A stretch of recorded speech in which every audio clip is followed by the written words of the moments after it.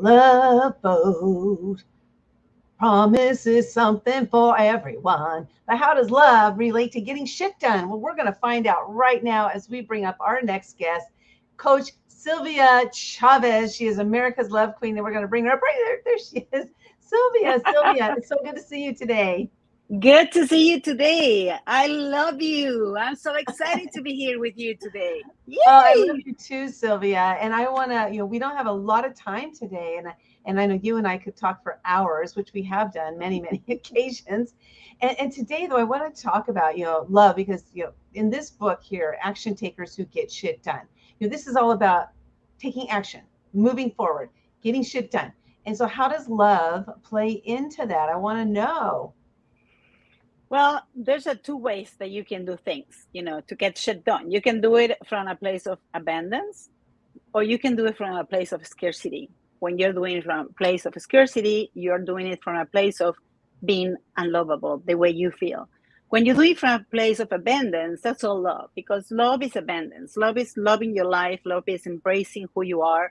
And when you use love for every single day and to take actions, everything's going to work out. That's guaranteed. Do you ever have a day where you're like not feeling love? Or do you feel love every day? Absolutely. Oh, do you? Like, But just yesterday. yeah, actually, but the thing is that I always tell my clients this is not like you shift 100% and that suddenly, you wake up in the morning and you're a new person. Never, ever, ever again, you're going to feel in love. No, this is like something in the subconscious. There's always something else that you need to heal. Unfortunately or fortunately, that's life. So there's some days that I look at myself and I say, who am I? What do I think I am? And I start questioning myself. The difference is when you did the work, like I did, like you did, like many of us have done, it's like you realize that you're going into the rabbit hole sooner than later. And in my case, I have so many tools to get out of the rabbit as soon as I can. But yeah, there are days that I need to call somebody, to call my coach, to call a friend, to call somebody that I know that is in the same place, and that's gonna kick my ass and say, hey, stop it, get out of there, with love, of course. So yeah, that's why I have my support system as well. Yeah, and there was something you said. You said, I don't remember if it was the exact words of fortunately or unfortunately, in this place of, all the different challenges that we have in life. Because when we get to that place of, like you were talking about, abundance, when we're in an abundant mindset, we see those challenges as gifts and blessings. And so, how did you yourself move into that? And sometimes we might regress a little bit, but at least we know Absolutely. what it's like and we know we can get back there, right? Before that, though, have you always been this way, where you had an abundant mindset, where you saw the challenges that you're going through in life, where you saw those as good things instead of as, like, why does everything have to be so bad?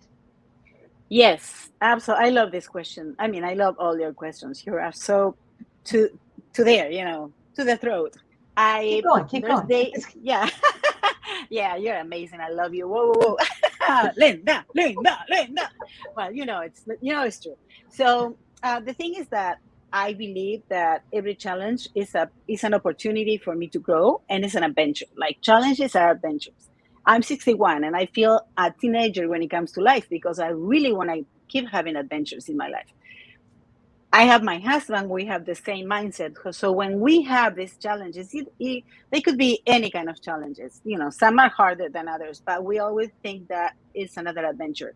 And it's always an opportunity to grow and learn. So if something happens in my life that I feel that I wasn't the way that I wanted to be, or, it hurt me or something, I always look at myself first. And if I can't, I reach out and say, hey, there's something that is in my subconscious or in my, blind spot that I cannot see right now. Help me. So that's the way I do it probably 98% of the times. There's another 2% that I don't know, maybe I will scream or I will Right. kick somebody's ass. But usually I tend to, just step back and say, okay, what's going on with me? Because the other is a mirror of me. Anybody that's in front of me is a mirror. So if I get upset, that's something that I need to look at. Yeah, next time I see you, I'm gonna say, are you having a 2% day or a 98%? I don't want Yeah, to ass kicked, that's for darn sure. yeah. Usually the 2% comes with the people that are closer to you. Like in my Good point. case are my sisters, my kids, not even my mom, because I already, did so much healing on my mom and dad.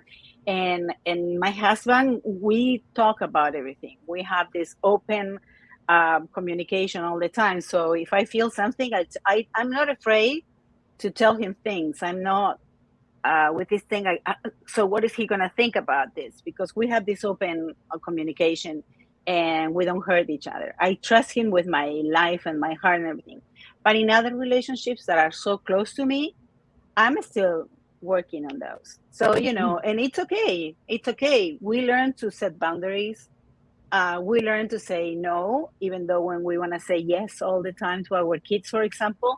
And it's really the places where we learn the most. I mean, my kids are my best teachers in life, you know? Yeah, yeah, for sure, for sure.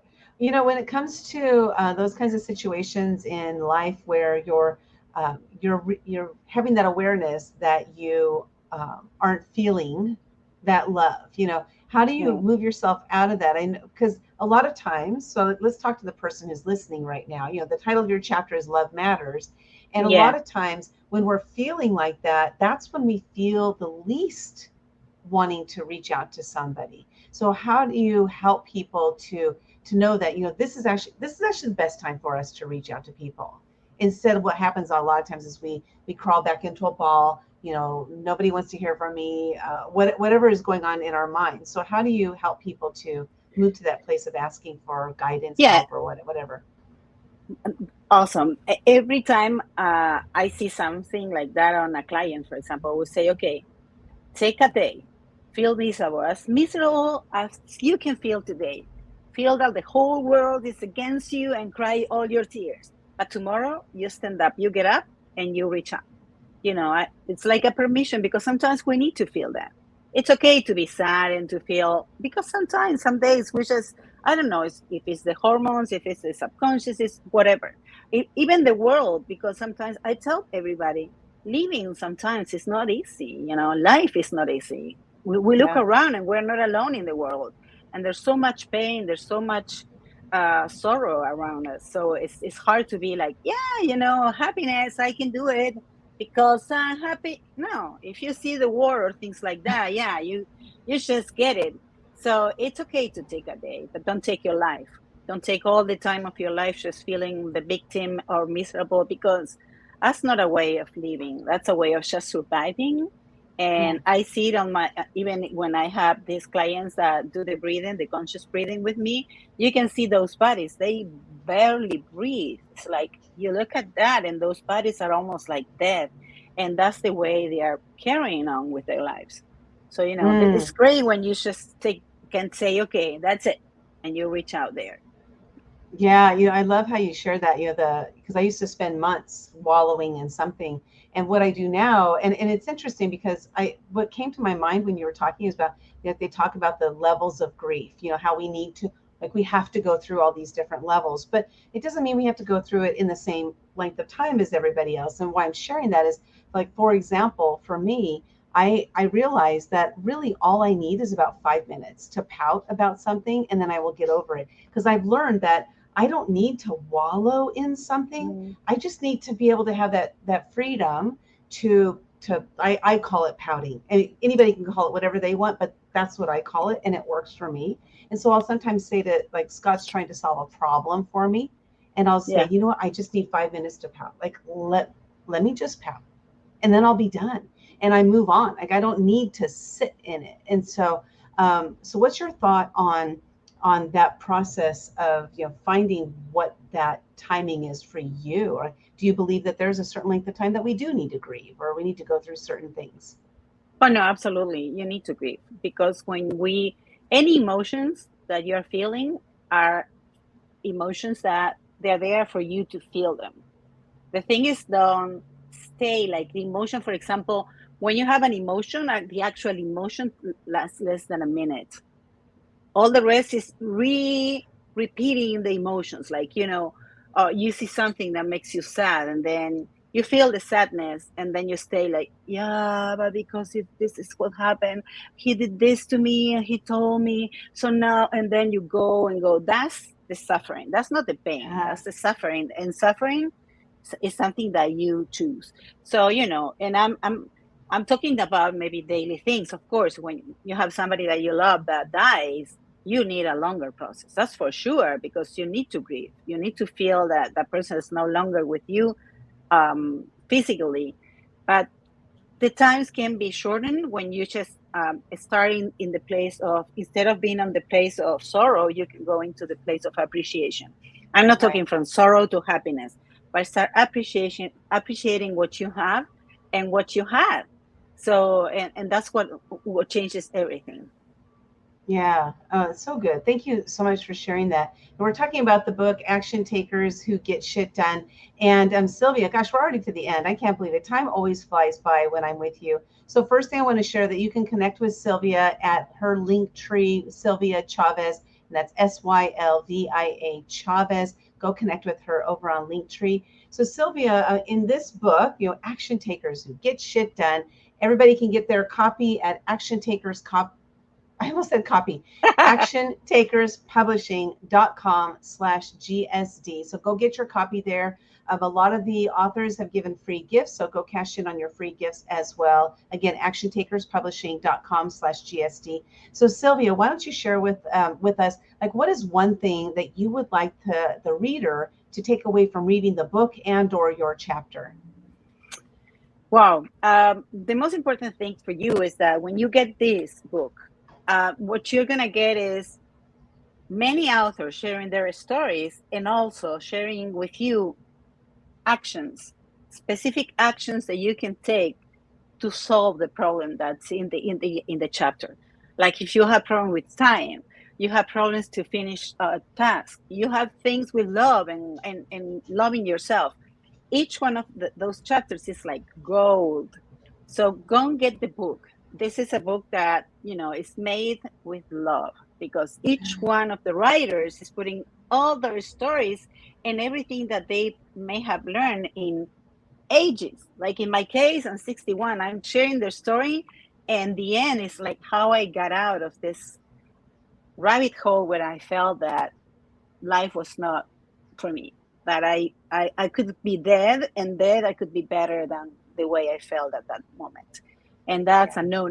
I want you to feel happy. I want you to feel this fulfillment. And this is the book, and each chapter will give you a tip for each area of your life.